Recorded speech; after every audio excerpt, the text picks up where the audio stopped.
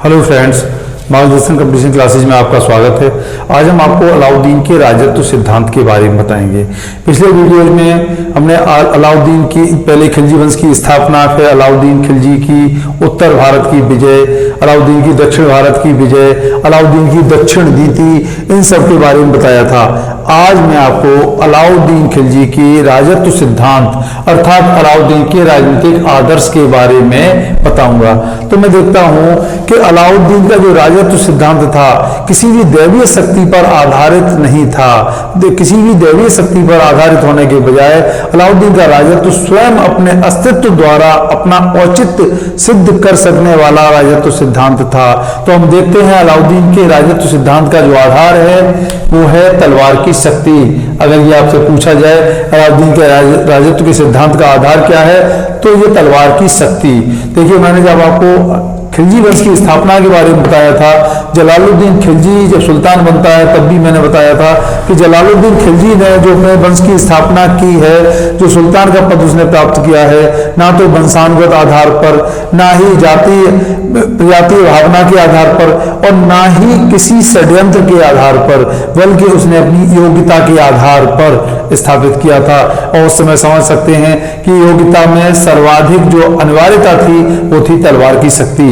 तलवार की शक्ति ही सर्वप्रथम योग्यता थी, इसके आधार पर राज्य को स्थापित करना और राज्य पर बने रहना अत्यंत अनिवार्य था। तो हम देखते हैं कि अलाउद्दीन के जो राजत्व के आधार है वो है तलवार की शक्ति। फिर हम देखते हैं कि राजत्व सिद्धांत इसका जो अलाउद्दीन का है, अलाउद्दीन ने अपने राजत्व सिद्धांत की स्वयं कोई घोषणा नहीं की है। उसके राजत्व सिद्धांत का जो प्रतिपादन किया है वो अमीर खुसरो ने किया है। अमीर खुसरो ने अलाउद्दीन के राजत्व सिद्धांत का प्रतिपादन किया है। उसने बताया है कि जिस तरह से सूर्य पूर्व से पश्चिम तक अपनी किरणों रूपी तलवार से संपूर्ण विश्व को आलोकित करता है, उसी प्रकार से एक सुल्तान को भी विजय करना चाहिए और अपनी विजयों को सुरक्षित रखना चाहिए। अलाउद्दीन ने राजत्व सिद्धांत की इस प्रकार व्याख्या की है। इसके अलावा अलाउद्दीन ने अमीर खुसरो ने यह बताया है कि अपने युग का विजेता जो सगुणों से सर्वोत्कृष्ट है उसकी ना कलम से ना ही जीभ से व्याख्या की जा सकती है, वर्णन नहीं किया जा सकता, ना कलम से ना जिह्वा से। तो इस तरह से अमीर खुसरो ने अलाउद्दीन के राजत्व सिद्धांत की व्याख्या की है, वर्णन किया है। हम देखते हैं अलाउद्दीन ने अपने राजत्व सिद्धांत के अंतर्गत धर्म के हस्तक्षेप से प्रशासन को दूर रखा। याद रखिएगा, प्रथम सुल्तान अलाउद्दीन ऐसा प्रथम सुल्तान है जिसने प्रशासन को धर्म के हस्तक्षेप से दूर रखा। और दूसरा क्या किया, हम देखते हैं कि उलेमा वर्ग का शासन में हस्तक्षेप। उलेमा वर्ग का शासन में किसी प्रकार का कोई हस्तक्षेप अलाउद्दीन ने स्वीकार नहीं किया। इस संबंध में जो बयाना के काजी मुगीसुद्दीन थे उनसे अलाउद्दीन का वार्तालाप बहुत महत्वपूर्ण है। अलाउद्दीन ने बयाना के काजी मुगीसुद्दीन से वार्ता करते समय कहा था कि शरिया में क्या लिखा है मैं ये नहीं जानता, लेकिन राज्य के लिए क्या आवश्यक है, राज्य के लिए क्या जरूरी है, मैं वही कदम उठाता हूं जो राज्य और जनता के हित में होता है। कयामत के दिन मेरे साथ अल्लाह क्या सलूक करेगा मुझे नहीं पता, लेकिन राज्य के लिए जो आवश्यक होता है वही मैं कदम उठाता हूं। तो इस तरह का जो वार्तालाप है बयाना के काजी से किया गया है। ये बयाना के काजी से जो वार्तालाप में अलाउद्दीन ने कही है, ये बातें इंपॉर्टेंट हैं। इसके अलावा खलीफा से मान्यता लेना आवश्यक नहीं समझा। ध्यान रखिए, अलाउद्दीन ने खलीफा के नायब की उपाधि तो ग्रहण की है, लेकिन खलीफा से मान्यता प्राप्त करना आवश्यक नहीं समझा। हम देखते हैं कि खुसरो और बर्नी दोनों ही सुल्तान को सही मायने में ईश्वर का नायब बताते हैं, अर्थात सुल्तान को खलीफा बताते हैं। देखिए, ये बहुत महत्वपूर्ण परिवर्तन है। अभी तक जो दिल्ली सुल्तान हुए हैं उन्होंने खलीफा से मान्यता लेना आवश्यक समझा था, लेकिन हम देखते हैं खिलजी वंश में ऐसा नहीं किया जाता है। अलाउद्दीन ने खलीफा के नायब की उपाधि अवश्य धारण की, लेकिन खलीफा से किसी भी प्रकार की मान्यता लेना आवश्यक नहीं समझा। और हम देखते हैं खुसरो और बर्नी दोनों ही सुल्तान को ईश्वर का नायब बताते हैं, अर्थात खलीफा मानते हैं। तो हम देखते हैं कि अलाउल मुल्क से जो परामर्श हुआ है उसमें अलाउद्दीन का साहस दिखाई पड़ता है। इसके अलावा हम देखते हैं कि अलाउद्दीन ने जब दक्षिण की विजय की है, दक्षिण की विजय के बाद अलाउद्दीन इतना अधिक उत्साहित था कि उसके मन में दो विचार आते हैं। एक तो संपूर्ण विश्व की विजय करना, सिकंदर की तरह अलाउद्दीन संपूर्ण विश्व का विजेता बनना चाहता था, और दूसरा विचार था एक नवीन धर्म का संचालन करना। तो हम देखते हैं इन दोनों बातों को जो उसका मित्र था दिल्ली का कोतवाल अलाउल मुल्क, उसने इन दोनों बातों को का खंडन किया है। उसने अलाउद्दीन को बताया कि संपूर्ण विश्व की विजय करने से पहले हमें देखना चाहिए कि भारत में ही बहुत बड़े बड़े राज्य ऐसे मौजूद हैं, इसके अलावा दक्षिण तक की विजय बाकी है। तो संपूर्ण भारत की विजय ही अपने में बहुत बड़ा काम है, विश्व विजय करना व्यावहारिक नहीं है। और दूसरा उसने ये बताया है कि जिस तरह से सिकंदर ने विश्व विजय की थी तो उसके पास अरस्तु जैसे लोग मौजूद थे। आज ऐसा कोई अरस्तु जैसा विद्वान व्यक्ति भी विद्यमान नहीं है जो सुल्तान का परामर्श कर सके। इसी तरह से दिल्ली के कोतवाल अलाउल मुल्क ने एक बात और कहा उसने कहा कि मजहब चलाना सुल्तानों का काम नहीं है, ये पैगंबरों का काम है। इसलिए फिर अलाउद्दीन ने इन दोनों बातों को त्याग दिया। फिर हम देखते हैं अलाउद्दीन ने सिकंदर सानी माने द्वितीय सिकंदर द्वितीय की उपाधि धारण की है। तो कहीं न कहीं उसके अंदर जो विश्व विजय करने का जो सपना था, जो उसकी इच्छा थी, वही दर्शाती है।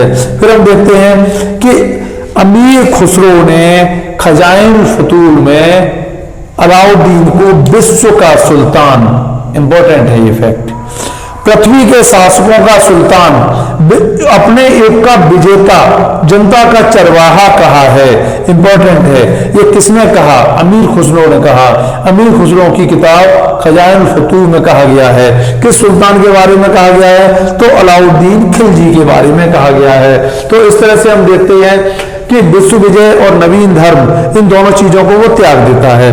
इसके बाद हम देखते हैं कि एक इंपॉर्टेंट फैक्ट और है कि अलाउद्दीन के देवतुल्य शौर्य से पृथ्वी अत्याचारों से मुक्त हो गई। ये जोधपुर संस्कृत शिलालेख में वर्णन है, याद रखिएगा, इंपॉर्टेंट फैक्ट है। कहां मिलता है? जोधपुर संस्कृत शिलालेख में प्राप्त होता है। तो हम देखते हैं कि अलाउद्दीन का जो राजत्व का सिद्धांत है वो कहीं न कहीं उसके स्वेच्छाचारिता और निरंकुशता को प्रदर्शित करता है।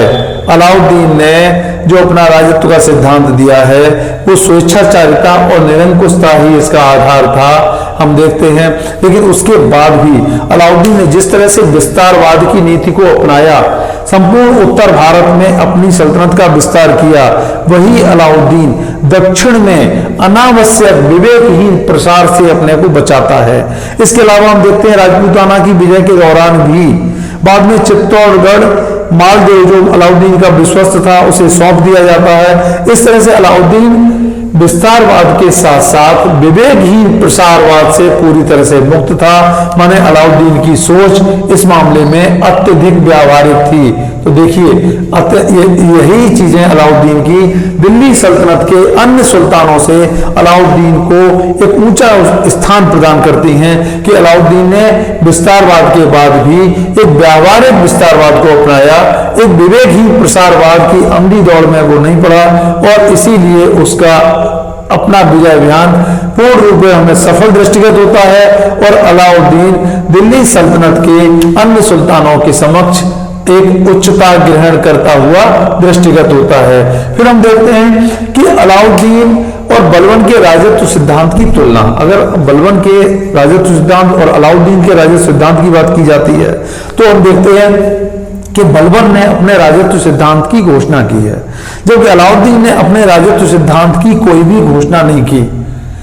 बलबन के राजत्व सिद्धांत भी निरंकुशता पर आधारित था, अलाउद्दीन का सिद्धांत भी निरंकुशता पर आधारित था। लेकिन हम देखते हैं कि बलबन के राजत्व सिद्धांत में कहीं न कहीं जातीय उच्चता की भावना, जिस तरह से उसने अपने को अफर सियाब का वंशज घोषित किया, प्रजातीय शुद्धता और प्रजातीय उच्चता की भावना, तुर्की प्रजातीय उच्चता की जो भावना स्थापित की, अलाउद्दीन ने एक तरीके से इस पूरी उच्चता और प्रजातीयता की भावना को नकार दिया। हम देखते हैं बलबन के राजत्व सिद्धांत में और अलाउद्दीन के राजत्व सिद्धांत में यही अंतर है। अलाउद्दीन ने प्रजातीय उच्चता के स्थान पर योग्यता को प्रेफरेंस दी, योग्यता को प्राथमिकता दी। उसने योग्यता के आधार पर पदों को लोगों को दिया। हम देखते हैं कि खिलजी लोगों ने दिल्ली सल्तनत की स्थापना भी योग्यता के आधार पर की थी, तलवार की शक्ति के आधार पर की थी। तो इसीलिए अलाउद्दीन खिलजी के समय में हम देखते हैं कि गैर तुर्कों को भी शासन में, प्रशासन में आवश्यक योग्यता के अनुसार स्थान प्राप्त होता है और इसी प्रकार भारतीय मुसलमानों को भी स्थान प्राप्त होता है। यहां तक कि खुसरो साहब जो कन्वर्टेड मुस्लिम था, हिंदू से कन्वर्ट हुआ था, वो अंत में मुबारक शाह खिलजी के बाद में दिल्ली सल्तनत का सुल्तान तक अल्प समय के लिए बनने में सफल होता है। तो हम देखते हैं कि अलाउद्दीन खिलजी के नेतृत्व में राजत्व सिद्धांत में योग्यता को प्रेफरेंस दिया गया, निरंकुशता के साथ साथ योग्यता को प्रेफरेंस दिया गया। यही बलबन के राजत्व सिद्धांत में और अलाउद्दीन के राजत्व सिद्धांत में अंतर दृष्टिगत होता है। हम देखते हैं किसी भी धर्म की, इसके अलावा अलाउद्दीन ने अपने राजत्व सिद्धांत में धर्म की कोई कल्पना नहीं की, उसने धर्म को आधार नहीं बनाया। उसने जो भी विजय अभियान चलाए, शासन प्रशासन में जो भी सुधार किए, उसमें उसने व्यावहारिक नीतियों को अपनाया, ना कि उसने धर्म को आधार बनाया। देखिए, धर्म में हस्तक्षेप उसने नहीं किया और ना ही धर्म को शासन में हस्तक्षेप करने दिया। इस तरह से हम देखते हैं अलाउद्दीन ने धर्म के प्रभाव से शासन को मुक्त रखा और उसने धर्म के अनुकूल नहीं बल्कि समयानुकूल, विवेकपूर्ण और व्यावहारिक नीतियों को अपनाया, जिससे वो पूरी तरह से अपने विजय अभियानों में, अपना शासन प्रशासन में सफल रहा। तो हम देखते हैं कि अलाउद्दीन का जो राजत्व सिद्धांत है दिल्ली सल्तनत के राजत्व सिद्धांत में बहुत महत्वपूर्ण स्थान रखता है और बलबन के सिद्धांत से काफी कुछ समानता रखने के बाद भी भिन्नता भी प्रदर्शित करता है। तो हम देखते हैं जो आज मैंने आपको फैक्ट बताए हैं, ये बहुत से फैक्ट ऐसे हैं जो सिविल सर्विसेज के एग्जाम में आपके काम आएंगे और सिविल सर्विसेज के प्रीलिम्स के एग्जाम के साथ साथ जो मैंने कॉन्सेप्ट बताया है अलाउद्दीन के राजत्व सिद्धांत का, ये आपको सिविल सर्विसेज के मेंस में जो क्वेश्चन आते हैं अलाउद्दीन के राजत्व के सिद्धांत से संबंधित या दिल्ली सल्तनत के राजत्व सिद्धांत के विकास से संबंधित, तो उसमें ये आज का वीडियो आपका पूरी तरह से यूजफुल रहेगा। आप इस चैनल को सब्सक्राइब करें, वीडियो को लाइक करें और कमेंट बॉक्स में अपने कमेंट डालना ना भूलें। और नेक्स्ट वीडियो जो मेरा होगा वो अलाउद्दीन की सांस्कृतिक सफलता और अलाउद्दीन के उत्तराधिकारियों के बारे में होगा। तब तक के लिए धन्यवाद।